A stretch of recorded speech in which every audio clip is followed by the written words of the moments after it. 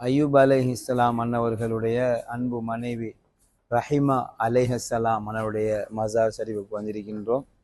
இந்த இடத்துல தான் அய்யூப் அலைஹிஸ்ஸலாம் அன்னவர்கள் நோய்வாய்ப்பட்டிருந்து கடுமையாக அவனுடைய நோய் அதிகரிக்கிறது.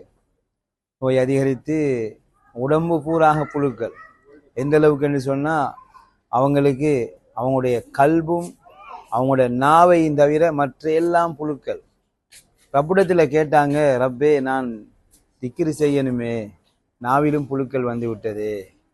இப்படி அவங்க ரப்பை வணங்குவதிலிருந்து அவங்க சளைக்கவில்லை. அவ்வளவு நோய் வந்தும் கூட புழுக்களும் செயல்களும் அடித்து ஊரால் திரட்டப்படுகிறார்கள்.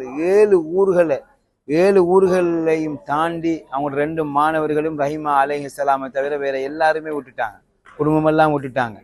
கடைசியாக அந்த 2 மாணவர்கள் 7 ஊர்லையும் இடம் கிடைக்கல என்று இந்த இடத்துல கொண்டு போய் அப்படியே அய்யூப் அலைஹிஸ்ஸலாம் அவங்களை கொண்டு போய் போட்டு போய்த்தாங்க.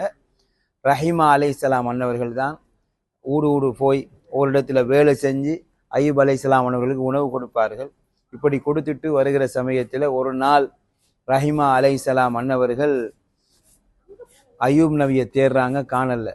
அன்றைக்கு தான் அய்யூப் அலைஹிஸ்ஸலாம் அன்னவர்களிடத்துல ஜிப்ரீல் அலைஹிஸ்ஸலாம் வந்து அய்யூபே எழுந்திருங்கன்னு சொன்னாங்க. என்னால் எழும்ப முடியாது, நான் என் மனைவி